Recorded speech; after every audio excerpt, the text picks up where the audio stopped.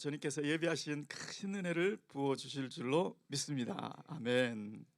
자, 오늘 본문 말씀을 함께 교독하겠습니다. 고린도후서 5장 11절로 21절 말씀. 우리가 주의 두려우심을 알므로 사람을 권하노니 우리가 하나님 앞에 알리워졌고 또 너희의 양심에도 알리워졌기를 바라노라.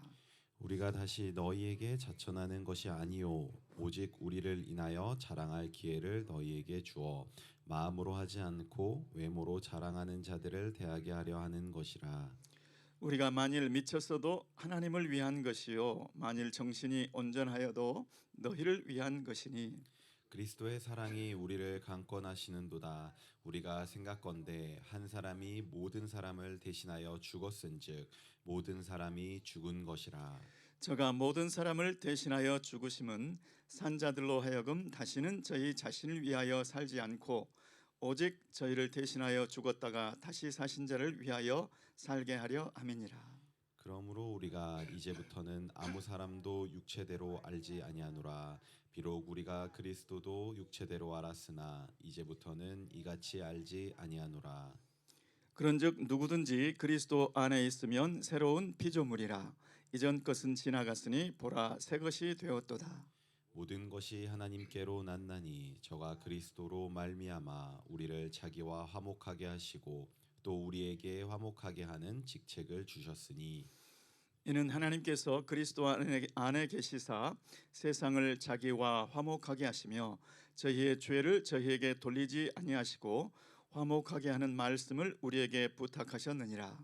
이러므로 우리가 그리스도를 대신하여 사신이 되어 하나님이 우리로 너희를 권면하시는 것 같이 그리스도를 대신하여 간구하노니 너희는 하나님과 화목하라. 다 함께 하나님이 죄를 알지도 못하신 자로 우리를 대신하여 죄를 삼으신 것은 우리로 하여금 저의 안에서 하나님의 의가 되게 하려 하심이니라. 아멘. 아멘. 저는 오늘 하나님과 화목하라라는 제목으로 은혜를 나누고자 합니다. 여러분 5장 초반까지 사도 바울은 나는 하나님을 기쁘시게 하는 자 되기를 힘쓰노라. 사도 바울의 자신의 내면, 자신의 그 마음을 털어놓았습니다. 이제 오늘부터는 이제 하나님 사도 바울이 권면하는 말씀이 나옵니다. 5장 11절에도 내가 이제 권하노니, 그리고 6장에도 계속 이어지면서 권한 무엇을 그러면 권할 것인지 고린도 교회를 향해서 자신의 속마음은 이미 다 내어놓았는데 이제 무엇을 권면하고 싶은지 이제 본론에 들어가는 것이죠. 여러분 제가 어떤 한국의 유명한 목사님, 여러분 이름만 대면 다 아실 만한 그런 분인데 그분이 해방을 맞았을 때 이야기를 해주셨습니다. 그때 자기는 초등학생이었답니다. 그런데 그날도 평소 때 하던 것처럼 비료 부대에다가 산에서 솔방울을 담아가지고 주워서 담아가지고 학교에 갔답니다. 왜냐하면 일본인 선생님이 그 초등학교 학생들한테 솔방울을 모아서 가져오는 것을 그거를 시켰던 거예요. 그래서 8월 15일 날 그날도 자기는 그 솔방울을 가지고 그 학교를 갔답니다. 그런데 학교에 아무도 안 보이는 거예요. 그래서 이상하다, 이게 어떻게 된 일이지? 그리고 주변 사람들한테 알아보았더니 해방이 되었다는 것입니다. 우리가 아는 대로 1945년 8월 15일 날 해방은 되었는데 그 해방이 이 초등학교 학생한테는 그 해방이 실제로 느껴지고 이제부터는 내가 솔방울을 가지고 오지 않아도 되네? 이제는 내 솔방울 더 안 할 거야.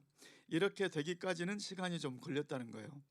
더 산골 마을 같은 경우에는 며칠이 걸려서 소문이 알려졌을 수도 있습니다. 이와 마찬가지로 오늘 사도 바울이 하는 권면의 핵심은 하나님과 화목하라 라는 말씀인데 그 화목이 정말 나에게 실제가 되었는지, 고린도 교인들이요 그 하나님께서 예수 그리스도 안에서 화목하게 하신 그것이 여러분에게 실제가 되었습니까?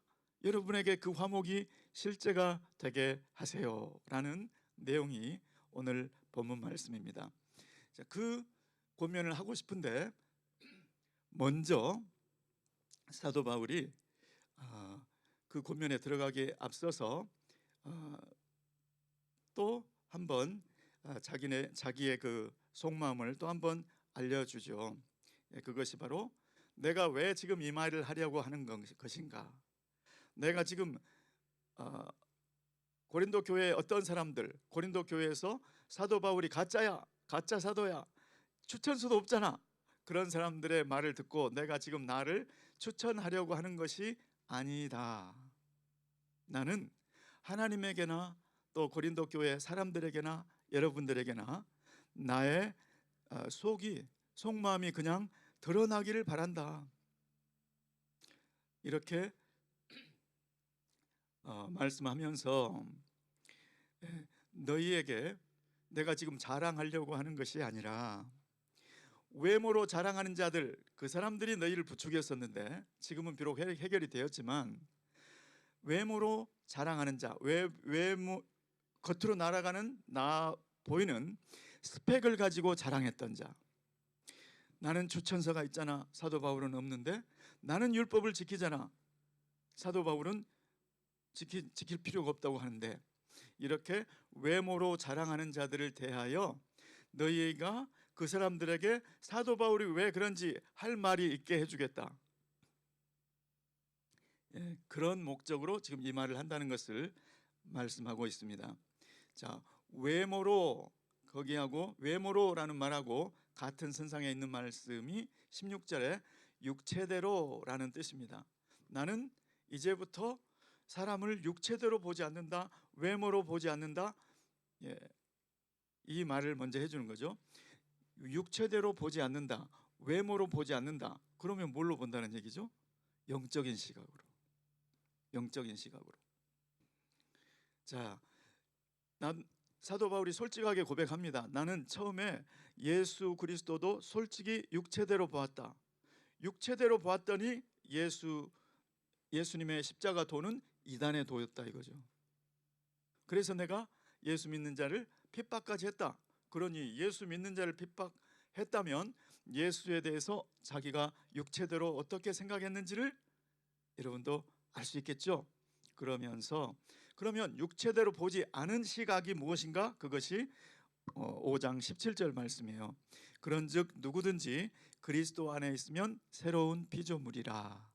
이전 것은 지나갔으니 보라 새 것이 되었도다.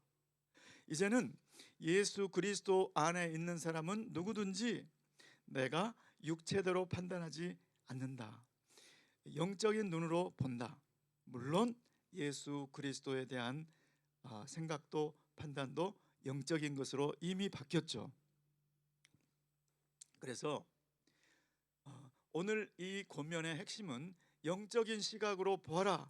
영적인 시각으로 보아야 영적으로 사고하고 영적인 생활 방식을 가져야 비로소 올바른 관계, 하나님과의 올바른 관계, 화목, 그리고 하나님 안에 있는 다른 지체들과의 관계, 화목, 그것이 이루어진다, 이런 말씀이죠. 여러분 5장 17절 고린도후서 5장 17절 말씀은 너무나 유명해서 다들 암송하고 있는 말씀일 거예요. 자, 이 말씀을 조금 더 살펴보면 그런즉 누구든지 그리스도 안에 있으면, 그리스도 안에 있다는 말을 우리 그리스도인들은 자주 그냥 비유적인 말일 것이다, 그냥 추상적인 말일 것이다, 그냥 개념적인 말일 것이다, 이렇게 많이 짐작을 합니다. 그런데 이 말은, 그리스도 안에 있다는 말은, 이 말은 추상적인 것이 아니고 실제라는 거예요. 이 말씀이 보이는 곳이 에베소서 2장에도 이 말씀이 보이는데, 에베소서 2장에는 하나님께서 예수 그리스도 안에 한 육체를 지어, 교회죠, 교회. 예수 그리스도의 몸, 예수 그리스도 안에 한 몸을 지어 한 새 사람을 만들어서 전부 이방인이나 유대인이나 전부 그 한 새 사람 안에 담았다는 거예요. 이것이 비유가 아니고 우리 인간 본성의 human nature, humanity, 인간 본성의 완전한 변화를 얘기하는 거예요. 이전에는 각자가 있었어요. 각자 존재했어요. 그래서 그때는 자기가 육체대로 보니까 유대인과 이방인이 너무나 다르다는 그런 시각으로 자기는 보았다. 유대인들에게 이방인은 아무것도 아닌 존재예요. 그러니까 유대인과 이방인을 나누었고, 유대인 안에서도 나는 율법에 흠이 없는 자로다. 율법에 관한 한 자기는 아무런 흠이 없는 그런 사람. 그래서 유대인을 볼 때도 율법의 어떤 수준인가? 육체대로, 외모대로 그렇게 보았다는 것이죠.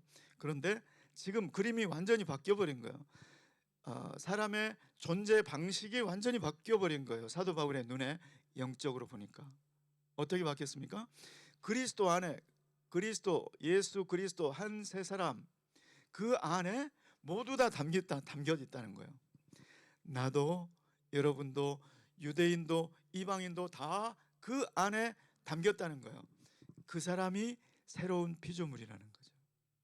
그러면 새로운 피조물이 되면 존재 방식이 이전과 완전히 바뀌어 버렸으니까 존재 방식만 바뀌는 게 아니고 무엇도 바뀌어야 될까요? 사고 방식도, 그리고 생활 양식도 거기에 맞춰져야 비로소 제대로 하나님과 화목할 수가 있는 것이죠. 해방은 되었는데 그 해방이 나에게 아직 실제가 되어 있지 않았던 초등학생, 화목은 되었는데, 하나님과 화목이 이미 되었는데 그 화목이 나에게 실제가 되지 않은 고린도인들이여, 그 화목이 여러분의 실제가 되게 하세요. 지금 이 권면을 하는 것이죠. 여러분, 로마서를 기억하시는 분들은 이 말을 듣고 고린도 교인들에게 하나님과 화목하라 이 말을 들을 때 조금 헷갈렸을 거예요. 왜냐?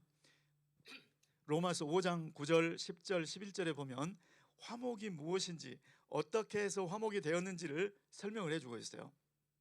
제가 한번 읽어드릴게요. 자, 로마서 5장 9절에 보면, 그러면 이제 우리가 그의 피로 말미암아 의롭다 하심을 받았으니 더욱 그로 말미암아 진노하심에서 구원을 받을 것이니. 자, 예수 그리스도의 피로 말미암아, 십자가의 보혈로 말미암아 의롭다 하심을 받았으니, 이거를 10절에서 다시 한번 설명해 주는데, 곧 우리가 원수 되었을 때에 그의 아들의 죽으심으로 말미암아, 십자가 보혈의 죽음을 말씀하는 거죠. 말미암아 하나님과 화목하게 되었은즉, 의롭다 하심을 받은 것을 하나님과 화목하게 되었다고 다시 설명해 줍니다. 화목하게 된 자로서는 더욱 그의 살으심으로 말미암아 구원을 받을 것이니라. 이제 성화에 대해서 말씀하시죠. 자, 로마서 5장 11절 말씀 보시면, 그뿐 아니라 이제 우리로 화목하게 하신 우리 주 예수 그리스도로 말미암아 하나님 안에서 또한 즐거워하느니라. 이렇게 화목에 대해서 말씀하고 있습니다. 자, 이 말씀에 따르면 예수 그리스도의 십자가 죽음 때문에 이미 화목해 되었다는 거예요. 이미 화목해 되었는데 고린도 교인들, 분명히 예수를 영접했고 성령을 체험했고 성령의 은사까지 받은 고린도 교인들에게 화목하라? 좀 이상하지 않습니까? 이것이 바로 8.15 해방이 선포된 거하고, 그 산골 마을에 살았던 한 초등학생이 8.15 해방이 정말 해방이구나, 이것이 나에게 느껴지고 내 삶의 실제가 되기까지의 그 간극, 그거를 설명해 주고 있죠. 예수 그리스도께서 십자가 보혈을 피를 흘리시고 죽으신 것, 그것은 화목의 길을 열으신 거예요. 법적인 선포죠. 모두에게 다 화목을 누릴 수 있는 그러한 문을 열어놓으신 사건, 8.15 해방 선언처럼 이미 그 8.15는 누구에게나 다 누릴 수 있는 문이 다 활짝 열려 있었던 거죠. 그런데 그 해방을 시골 마을의 한 초등학생이 느끼기까지 시간이 걸렸고 계기가 필요했다는 것이죠. 예수 그리스도의 큰 몸 안에서 이제 영적으로 보니까 우리 한 사람 한 사람이 예수 그리스도의 몸의 지체의 일부가 되었다. 그런데 그렇게 되었음에도 불구하고 내가 하나님과 머리 대신 예수 그리스도와 또 하나님과 화목하게 되는 것을 피부로 느끼는 것, 그 화목이 내 삶의 실제가 되는 것, 그것 사이에 간극이 있다는 것이죠. 지금 고린도 교인들이여, 유감스럽게도 아쉽게도 여러분들은 그 화목을 온전하게 누리지 못하고 있었다. 지금 비록 문제가 해결되었지만 그 전에 하나님께서 세우신 화목하게 하는 지책을 맡겨주셨던 사도 바울에게 대해서 저 사람은 가짜가일 수도 있어. 확인해 봐야 돼. 어떤 거짓 교사들의 말을 듣고 그렇게 대하는 그 동안만큼은 진정한 화목을 누리지 못하고 있었다는 것이죠. 또 같이 예수 그리스도의 몸의 지체 일부 된 다른 형제, 그 형제에 대해서도 만일에 내가 용서하지 못하고 있다, 내가 미워하고 있다, 내가 멀리하고 있다, 나는 저 사람을 피하고 있다, 그렇다면 아직 그 화목이 누려지지 못하는 그런 상태에 있다. 아직 그 화목이 여러분 삶의 실제가 되지 못하고 있다라는 것이죠. 그래서 오늘 사도 바울의 권면의 핵심, 여러분 하나님과 화목하세요. 하나님께서 이미 화목해 주셨는데 그것을 누리세요. 그것을 실제로 삶에 느낄 수 있게 해보세요. 그리고 그런 시각으로 사고 생각하시고 그런 방식으로 내 생활 습관이 거기에 맞춰서 바꾸세요. 그 화목의 관계로 맞추세요. 이 말씀인 줄로 믿습니다. 오늘 저와 여러분에게 이 말씀은 어떤 의미로 다가오십니까? 나는 지금 하나님과 화목을 누리고 있는가? 그것은 뭘로 나타날까요? 하나님께서 세우신 위임 권위자, 그리고 하나님께서 세운 주 안에서 형제 자매 삼아주신 그 지체에게 내가 지금 어떻게 하고 있는지, 그 지체를 어떻게 바라보고 있는지, 그 지체에 대해서 어떻게 생각하고 있는지, 또 그 지체에 대해서 어떻게 내가 행동하고 있는지 그 안에 담겨 있다는 것입니다. 여러분 오늘 이 말씀을 들으시고 이것이 고린도 교인들을 향한 말씀이다 라고만 생각지 마시고 이것이 오늘 나에게 주시는 말씀이다, 이렇게 다가오기를 예수 그리스도의 이름으로 축원합니다. 저와 여러분은 분명히 예수 그리스도 안에 있는 줄 확신합니다. 그래서 우리는 새로운 피조물이 되었습니다. 그러면 새로운 피조물에 맞게 이제는 영적으로 보시라. 이제는 내 사고방식도 생활방식도 영적인 생활방식, 영적인 사고방식이 되어서 내게 주신 위임권이, 내게 주신 지체들에 대해서 마음이 열리고 하나님을 대하는 마음으로 그분들을 대하시고 온전한 화목을 누리게 되시기를 예수 그리스도의 이름으로 축원합니다. 기도하겠습니다. 고마우신 주님, 오늘 고린도 교인들을 향한 사도 바울의 권면, 너희는 하나님과 화목하라 라는 말씀이 우리에게 주신 말씀인 줄 믿습니다. 주님, 우리에게 주신 인간관계망 속에 하나님 영적인 시각으로 보고 영적인 관점으로 사고하고 행동하는 우리 모두 되게 도와 주시옵소서. 예수 그리스도의 이름으로 기도드리옵나이다. 아멘.